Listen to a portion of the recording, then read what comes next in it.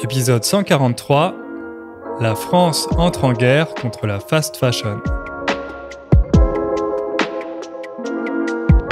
Salut à toutes et à tous, salut Ingrid. Salut Hugo, comment ça va aujourd'hui ? Ah ça va, comme je te disais là je viens de terminer mon café mais la caféine n'a pas encore fait effet. Donc le démarrage risque d'être un peu lent mais bon j'espère que voilà, au fur et à mesure de l'épisode ça va repartir. Bon. Et toi, comment ça va ? Moi, ça va. Comme tu le sais, il y a un décalage horaire, donc je suis pas du tout au même stade que toi. Je suis plutôt en train de digérer mon déjeuner. Donc, ça me va si on y va doucement et qu'on aborde le sujet d'aujourd'hui tranquillement, sans se prendre la tête. Et d'ailleurs, c'est un sujet assez sympa, je trouve. Pas trop technique, un petit peu quand même. Ouais, je pense qu'on va avoir pas mal de vocabulaire utile, du vocabulaire du quotidien qui concerne la mode parce que, comme vous l'avez entendu avec le titre, on va parler de fast fashion. Alors, il va y avoir pas mal d'anglicismes dans cet épisode, désolé, mais c'est vrai que dans ce domaine, d'ailleurs comme dans d'autres domaines assez nombreux, on utilise de plus en plus les termes anglais. C'est peut-être une manière pour nous de prendre nos distances avec ce phénomène, mais on va voir qu'il y a un peu d'hypocrisie par rapport à ça, parce qu'en France, on est des gros consommateurs de fast fashion, mais on a tendance à critiquer cette pratique assez publiquement. Alors, qu'est-ce que c'est comme pratique déjà ? La fast fashion, je pense que tout le monde, tous ceux qui nous entendent savent de quoi on parle, surtout que c'est vrai que c'est un terme international qu'on a gardé comme ça en français. C'est un secteur de l'industrie vestimentaire qui se caractérise par le renouvellement très rapide des vêtements qui sont proposés à la vente avec plein de saisons. Parfois, c'est même pas vraiment des saisons, c'est juste qu'il y a continuellement des nouvelles collections. Et c'est vrai qu'on voulait en parler aujourd'hui particulièrement pour deux raisons. Alors déjà parce que effectivement, comme on le dit dans le titre, la France entre en guerre contre la fast fashion. On va vous expliquer pourquoi. Mais on a aussi choisi aujourd'hui comme jour particulier parce que aujourd'hui, le 24 avril, donc au moment où vous écoutez ce podcast normalement, c'est le Fashion Revolution Day, donc encore un anglicisme, soit la journée internationale et même la semaine pour la promotion de la mode responsable et donc contre la fast fashion. Exactement. Alors, les enseignes de fast fashion les plus connues, en tout cas en France, mais c'est des entreprises qui sont présentes dans le monde entier, donc je suis à peu près sûr que vous en avez déjà entendu parler. Ce sont le géant suédois H&M, donc oui, en France, on ne dit pas H&M, mais H&M. L'entreprise espagnole Inditex, donc celle-là, vous ne la connaissez peut-être pas, mais vous connaissez les marques qu'elle possède, notamment la marque Zara, mais aussi la marque Mango. Et aujourd'hui, il y a une nouvelle catégorie d'acteurs qui apparaît sur le marché, enfin, ça fait déjà quelques années. Mais maintenant, on commence à parler d'ultra fast fashion avec des entreprises comme Shein, une entreprise chinoise. Qui est un site en ligne qui fonctionne apparemment très bien en France. Et donc, on trouve ça assez intéressant parce que, justement, nous, on se demandait, est-ce que les Français sont consommateurs de cette fast fashion ? Et apparemment oui, puisque Shein est arrivé en tête des ventes de mode en ligne en France en 2022. C'est le dernier chiffre qu'on a trouvé, mais le géant chinois a enregistré des ventes d'une valeur de 963 millions d'euros. C'est un gros chiffre, mais en gros, tous les chiffres montrent que toutes les enseignes type H&M, Zara et aussi les enseignes d'ultra fast fashion comme Shein fonctionnent très bien en France.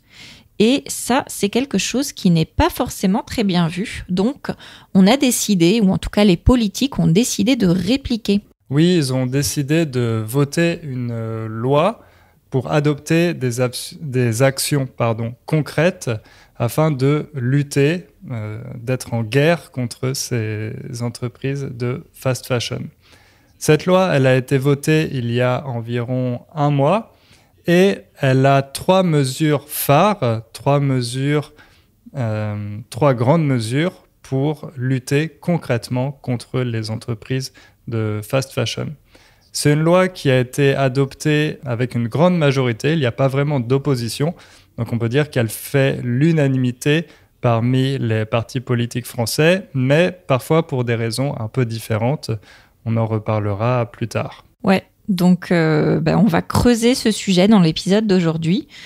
Donc ça, c'était plutôt une introduction où on vous a un peu balayé le sujet pour que vous compreniez de quoi on va parler. Et maintenant, on va y aller à fond. C'est parti.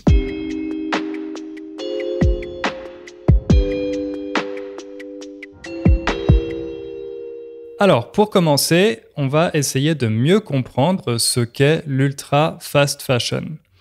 La date du 24 avril qu'on a choisie pour cette journée internationale de la mode responsable, elle n'a pas été choisie au hasard.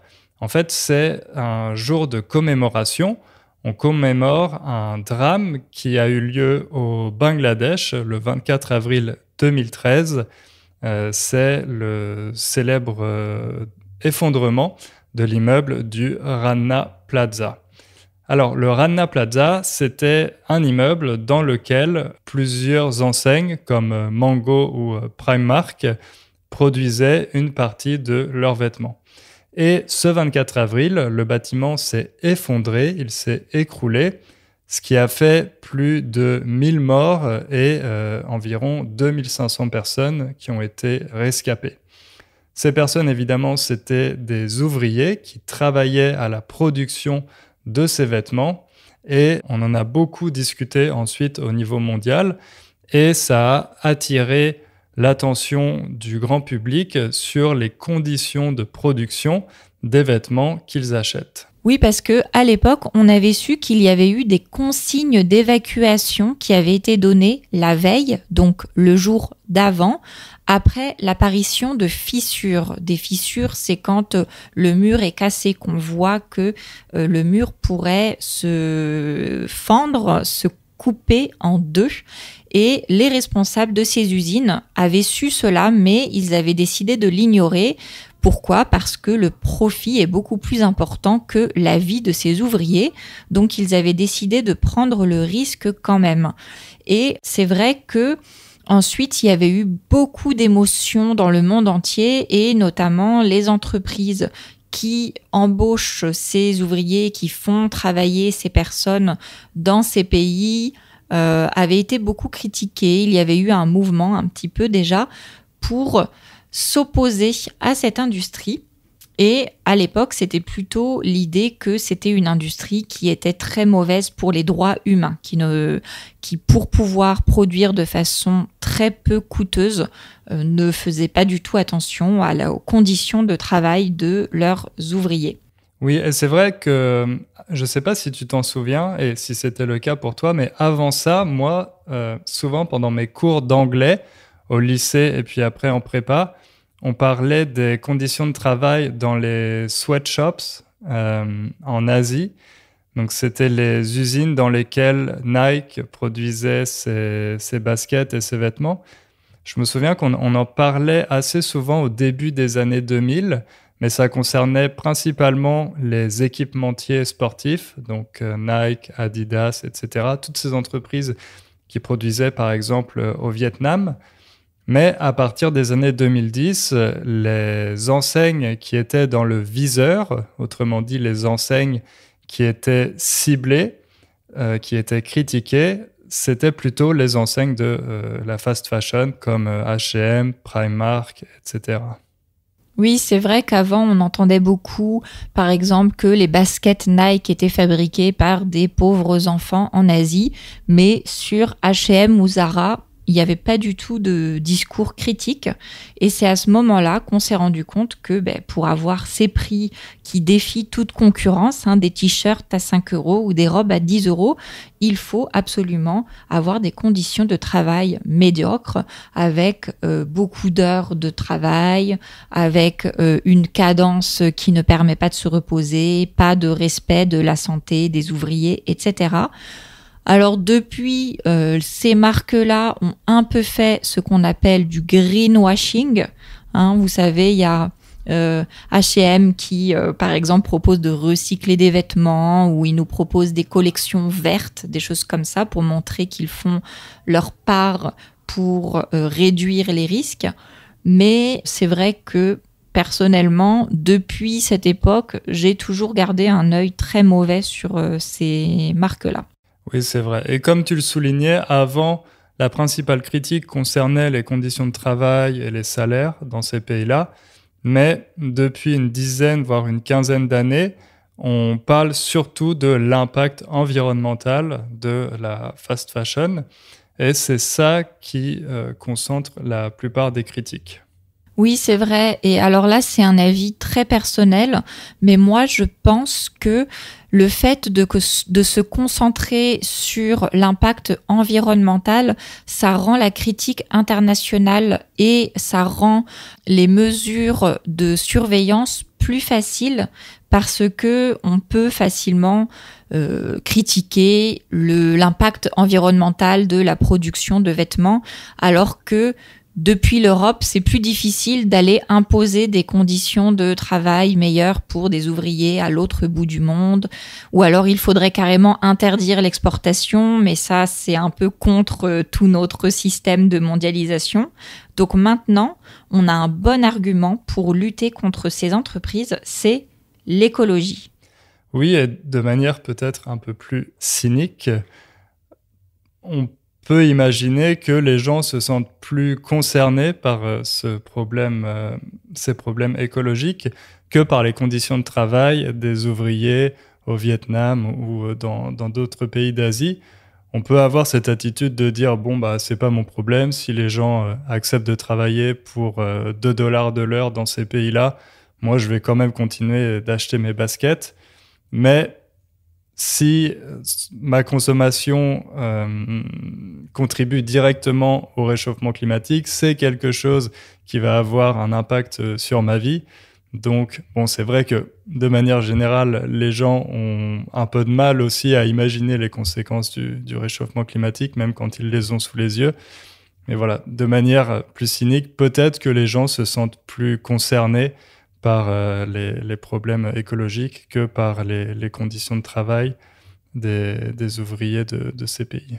Et surtout que maintenant, on ne parle plus seulement, comme tu le disais en introduction, des entreprises de fast fashion classique, mais on a des nouveaux acteurs comme le chinois Shein qui font de l'ultra fast fashion, et c'est vrai que là c'est vraiment flagrant la cadence avec laquelle ils produisent des vêtements. La cadence, c'est la vitesse, le rythme.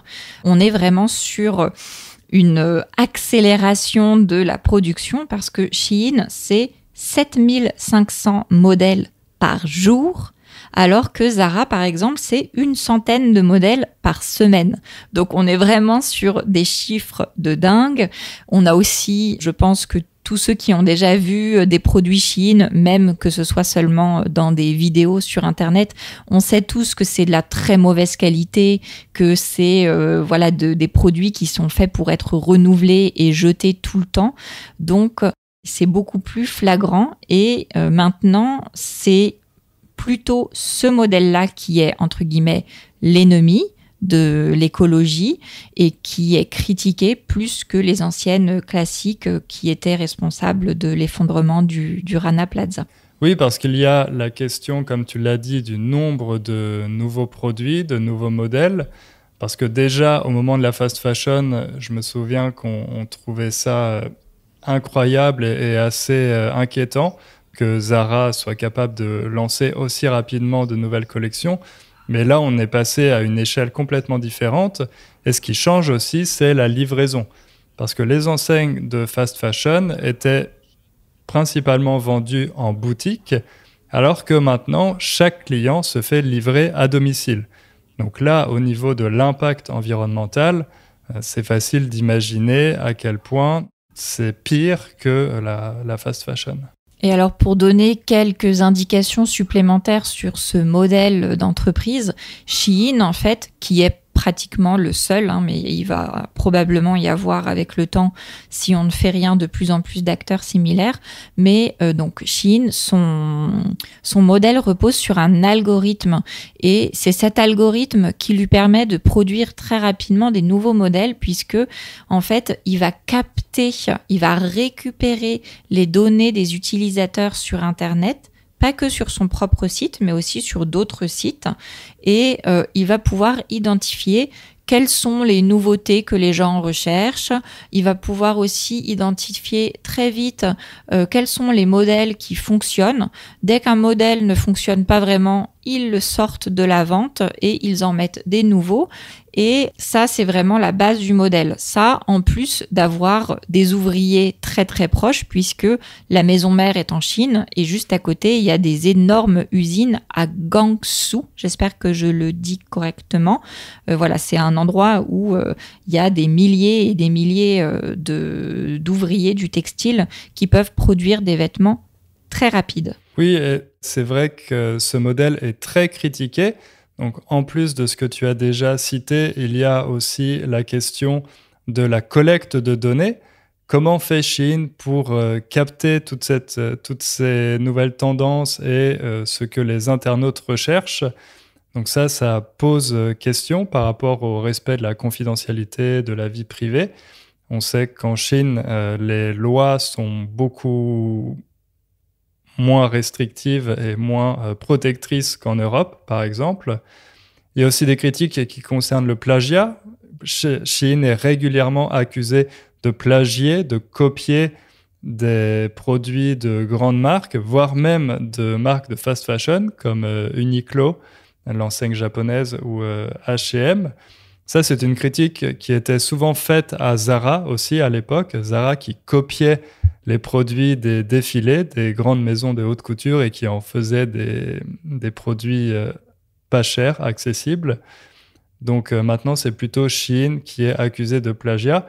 C'est assez difficile de contrôler et de suivre ça quand on sait, comme tu l'as dit, qu'ils peuvent créer quasiment 7500 nouveaux produits par jour. De toute façon, on pourrait continuer comme ça. La liste des critiques qui sont faites à l'égard de Shein est énorme, entre la sécurité, les produits qui sont mis dans les vêtements, les livraisons qui se font par avion, etc., etc. Je pense que on est sur une entreprise qui est quasi indéfendable, à part si on défend simplement sa liberté, mais sinon il y a tellement de choses qui vont pas que en France, en tout cas, il n'y a pas de débat sur le fait que, en soi, c'est une entreprise qui est très, très critiquable. Oui, et on est encore moins tolérant vis-à-vis de cette entreprise parce que, contrairement à H&M ou Zara, elle ne crée pas d'emplois en France, vu qu'elle n'a pas à ma connaissance, elle n'a pas de boutique physique. Donc, tous les emplois sont en Chine pour la production, ensuite la livraison. Voilà, il n'y a pas vraiment de lobby qui puisse défendre Shein en France. C'est vrai que de temps en temps, je crois qu'ils ont fait des pop-up stores, encore un anglicisme qu'on utilise en français, ces espèces de points de vente éphémères. Et je me rappelle qu'en France, ça avait beaucoup, beaucoup fonctionné. Et certaines personnes étaient choquées de penser mais pourquoi les Français vont autant faire la queue pour cette entreprise qui est pourtant tellement critiquable. Et c'est un paradoxe que justement, au nom de l'écologie, les politiques essayent de corriger en mettant des limites à cette entreprise.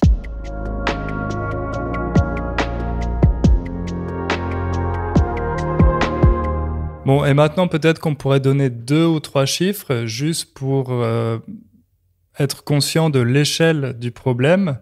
Alors, par exemple, l'industrie textile au niveau mondial, c'est environ 10% des gaz à effet de serre. Donc, c'est une des industries les plus polluantes au niveau mondial. Ouais, pour donner un autre chiffre, par exemple, il faut 7500 litres d'eau pour fabriquer un jean. C'est l'équivalent de l'eau bue par un être humain pendant 7 ans. Oui, et peut-être un dernier chiffre qui concerne plutôt la consommation en France. Il faut savoir qu'en France, même si on a ces maisons de haute couture et toutes ces belles marques, eh bien 95% des vêtements qui sont vendus en France sont des vêtements importés, donc qui ont été produits dans d'autres pays. Alors, comment on va réagir face à ça ? Alors, pour lutter contre la fast fashion, et en particulier l'ultra fast fashion en France, pour essayer de décourager les Français d'acheter autant de vêtements de mauvaise qualité produits à l'étranger, les politiciens français ont décidé de voter une loi, et cette loi a été adoptée à une grande majorité. Alors, elle est composée de 3 mesures. Peut-être que tu peux nous parler de la première mesure, Ingrid ?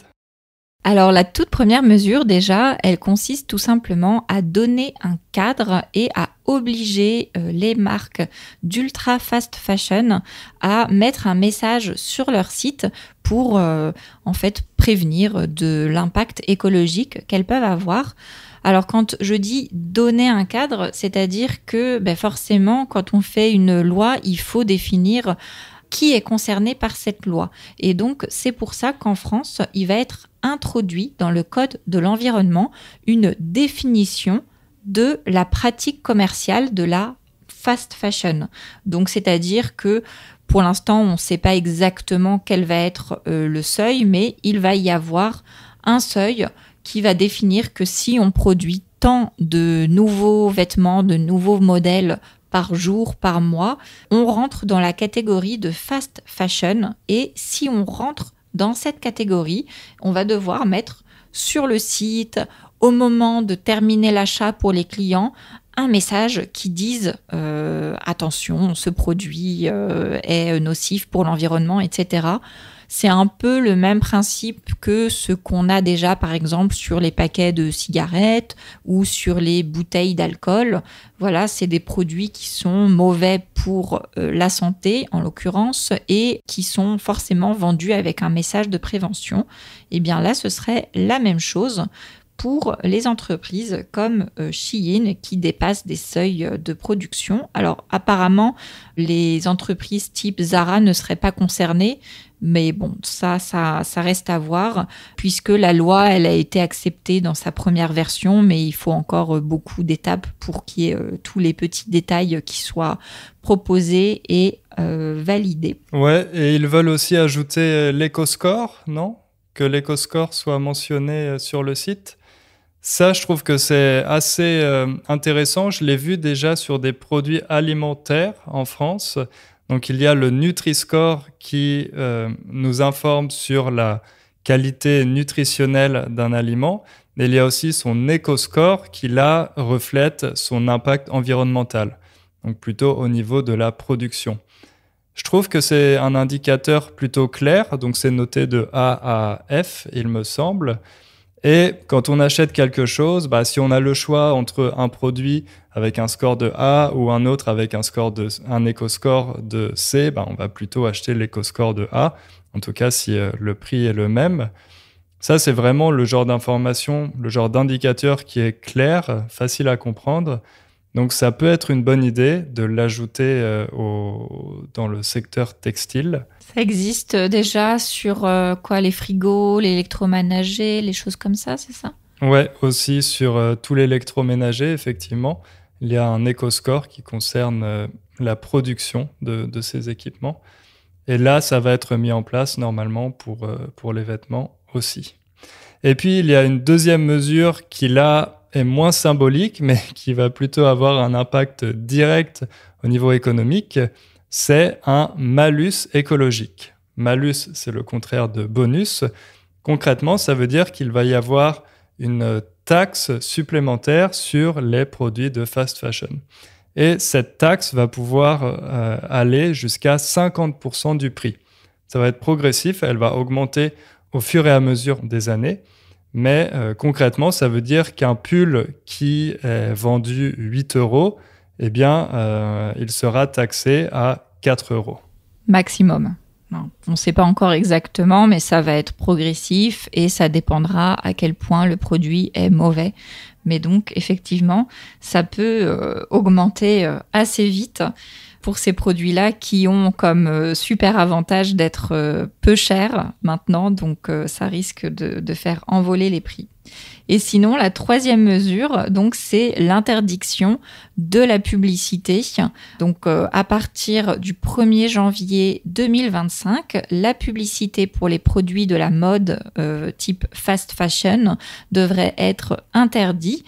Apparemment, ça a déjà été fait pour les énergies fossiles. Donc, il y a déjà une loi qui existe pour d'autres produits. Donc, en fait, ce sera la même chose pour ces produits-là. Et il y aura l'interdiction de la promotion de ces entreprises, notamment pour les influenceurs. Donc les influenceurs, c'est les ambassadeurs principaux de ces marques-là. Est-ce que tu peux nous en dire plus sur ça ? Concrètement, ça veut dire que moi, je ne vais pas pouvoir faire de publicité pour Shein sur la chaîne YouTube ou même dans le podcast. Bon, c'était pas prévu et ils m'ont jamais contacté. Je ne sais pas si peut-être qu'ils me considèrent pas comme un influenceur ou en tout cas, j'ai pas la bonne image. Je plaisante, mais en fait, ça fait vraiment partie du business model de ces entreprises. Shein a été une des premières à faire reposer son marketing ou une grande partie de son marketing sur les influenceurs, à la fois sur les gros influenceurs avec des millions d'abonnés, mais aussi sur les plus petits influenceurs en leur donnant des produits gratuits, des codes de promotion, etc. Et c'est principalement ces influenceurs qui font la promotion des produits Shein et qui leur donnent une telle visibilité sur les réseaux sociaux. Donc ça, en France, quand cette loi sera définitivement promulguée, eh bien, ce ne sera plus possible. Ou alors, il faudra être prêt à payer une grosse amende. Donc voilà, c'est ça, concrètement, les trois mesures.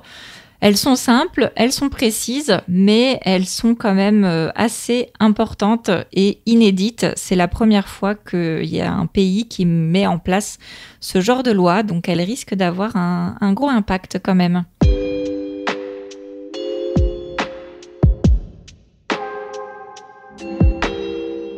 Alors, comment ça réagit en France maintenant ? Ça va être notre dernière partie. On va voir quelles sont les réactions face à ces mesures. Alors, comme on le disait, cette loi n'a pas été polémique en France pour une fois. D'habitude, on vous dit toujours que cette loi a suscité la polémique, mais là, ici, en tout cas, à l'Assemblée, elle a plutôt fait l'unanimité. Globalement, tous les députés, ou en tout cas tous les partis, sont d'accord pour dire que l'ultra fast fashion est un désastre écologique. Mais du côté de la droite, on insiste aussi sur les raisons économiques parce qu'on considère que les entreprises comme Shein représentent une concurrence déloyale, donc une concurrence injuste vis-à-vis des entreprises implantées en France et plus largement en Europe. Et puis, comme je l'avais dit aussi, ces entreprises ne créent pas ni de richesse ni d'emplois dans l'Hexagone. Donc, on est d'accord pour dire que ce serait mieux de les limiter au maximum. Alors, par contre, il y a quand même quelques personnes qui sont opposées à cette loi. Globalement, ce sont les personnes qui sont les plus pauvres, c'est-à-dire que, en fait, ces produits sont surtout consommés par des personnes qui n'ont pas beaucoup d'argent. Et, par exemple, il y a un sondage qui montrait que parmi les Français qui gagnent moins de 1 500 €, donc des Français qui sont assez pauvres, 63% étaient contre le malus parce qu'ils avaient peur que ce soit répercuté sur les prix, donc que finalement, il n'ait plus accès à une mode pas chère, avec cette idée parfois du droit à la mode, comme si c'était un droit qui était très important et que peu importe son niveau de revenu, il est très important de pouvoir s'acheter régulièrement des vêtements. Voilà, c'est une idée parfois qui est un petit peu diffusée. Ah oui, c'est vrai que dans un pays comme la France, où la mode a une telle importance, on pourrait presque considérer que être à la mode, ça fait partie des droits fondamentaux.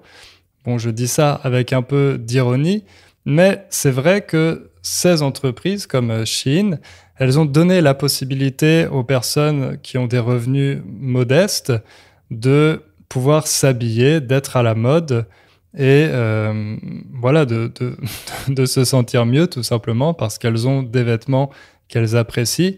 Donc elles ont permis de démocratiser la mode. Et je sais que même là où vit mon père, dans un tout petit village, les petites filles là-bas, où en général les familles n'ont pas beaucoup d'argent, les petites filles commandent sur Shein et elles ont des cartons entiers qui arrivent avec plein de produits Shein.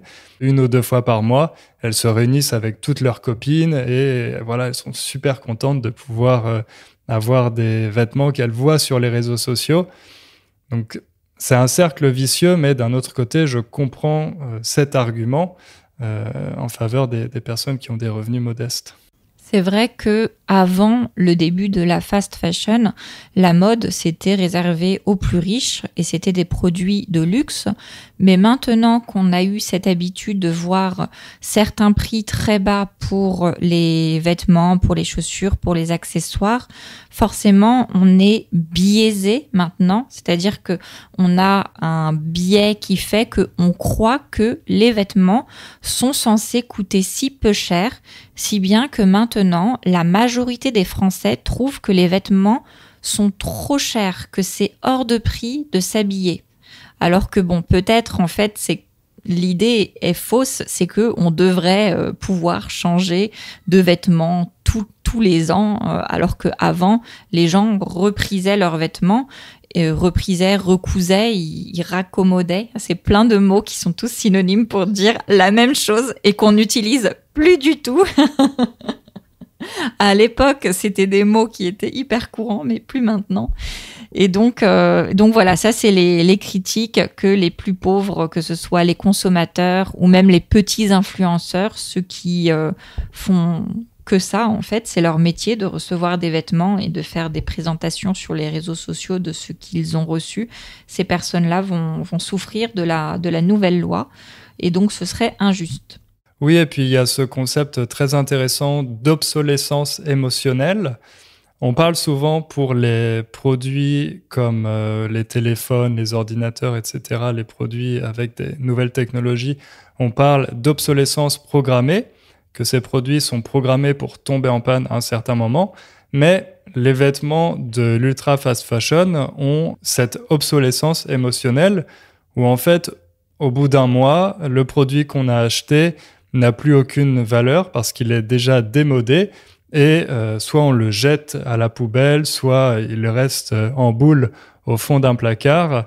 Et ça, malheureusement, ça fait vraiment partie du business model de ces entreprises, créer cette obsolescence émotionnelle pour sans cesse donner envie d'acheter de nouveaux vêtements pour rester à la mode. Oui, et c'est vrai que quand j'ai fait les recherches pour cet épisode, j'ai vu beaucoup de témoignages, de sondages qui montraient que beaucoup de Français sont pour cette loi, alors même que eux, ils consomment de la fast fashion parce qu'ils ont l'impression qu'ils sont toujours tentés. Ils pensent pas que c'est des entreprises responsables ou que c'est bien de consommer en commandant sur ces sites, mais c'est juste qu'ils ne peuvent pas s'en empêcher et qu'ils ont très envie d'avoir souvent des nouveaux produits, même si c'est vrai que la plupart des Français disent qu'ils se considèrent comme des acheteurs responsables, c'est-à-dire que par exemple, ils commandent sur des sites de seconde main où ils vont dans des friperies, donc c'est des magasins vintage. Et voilà, en général, on essaye, mais c'est vrai que la tentation parfois est tellement grande face à des géants qui collectent nos données et qui nous envahissent sur nos réseaux sociaux. Donc finalement, la population est plutôt pour, et même ceux qui pourrait être impacté, certains trouvent que c'est bien quand même. Un peu comme pour la cigarette, finalement, il y avait des fumeurs qui étaient complètement pour l'augmentation des prix et les messages de prévention parce qu'ils savent que c'est mal au fond. C'est vrai. Après, c'est encore une manière de mettre la responsabilité sur le consommateur en lui disant « voilà l'éco-score de ce produit, on vous montre clairement que c'est mauvais pour l'environnement et si vous voulez l'acheter, c'est votre problème. » Alors que bon, avec ce malus économique, faire ajouter une taxe, là je pense que ça peut être un peu plus dissuasif, comme quand on a fait augmenter le prix des paquets de cigarettes. C'est vrai qu'il y a beaucoup de parallèles entre ces deux industries. Mais voilà, c'est toujours un peu compliqué de dire, d'un côté, on veut laisser la liberté d'entreprendre, donc on ne peut pas interdire ces entreprises, on veut laisser la liberté d'acheter, de consommer ce qu'on veut, mais de l'autre, on essaye quand même de vous dissuader, voilà, comme on peut avec ces scores, ces informations, etc. Puis il y a une dernière injustice aussi, c'est que ici, l'entreprise qui est principalement visée par cette loi, c'est Shein, donc une entreprise chinoise, alors que d'autres entreprises de fast fashion comme H&M et Zara, qui sont aussi très mauvaises pour l'environnement, eh bien, elles ne vont pas être touchées ou elles ne vont pas être impactées par cette loi, et ce sont des entreprises européennes. Donc, on peut se dire, quand ce sont des entreprises européennes, on est plus clément, on ferme les yeux plus facilement, mais dès qu'il s'agit d'une entreprise chinoise, là, tout de suite, on met en place des mesures protectionnistes. Donc, c'est un peu deux poids, deux mesures. On n'applique pas vraiment le même traitement à tout le monde. C'est vrai que peut-être qu'il y a aussi des raisons économiques qui sont bien plus importantes et de lutte d'un continent contre un autre. Mais en tout cas, la loi a été approuvée. Elle va probablement être mise en place prochainement. Ça va mettre encore un peu de temps. Mais on va continuer à suivre ça et on verra quelles sont réellement... Realmente, on passe en espagnol, voilà. Maintenant, c'est Inner Spanish pour finir cet épisode. Je pense qu'on va pouvoir s'arrêter là. Ingrid commence vraiment à fatiguer. C'est bon, ça y est. On a parlé de Zara et tout, ça m'a... Ça t'a rappelé les cours d'espagnol. Ouais, c'est ça. Donc, on s'arrête là. On va s'arrêter aquí. Et voilà, merci à toutes et à tous de nous avoir écoutés. Dites-nous aussi si c'est un débat qui a lieu dans votre pays. N'hésitez pas à laisser un commentaire. Peut-être que chez vous aussi, il y a des lois similaires qui sont en discussion. On est curieux de le savoir. Si vous voulez en savoir plus, comme d'habitude, il y aura des liens sur la page de l'épisode pour approfondir vos recherches. Et nous, on vous dit à bientôt pour un nouvel épisode. Ciao! Salut!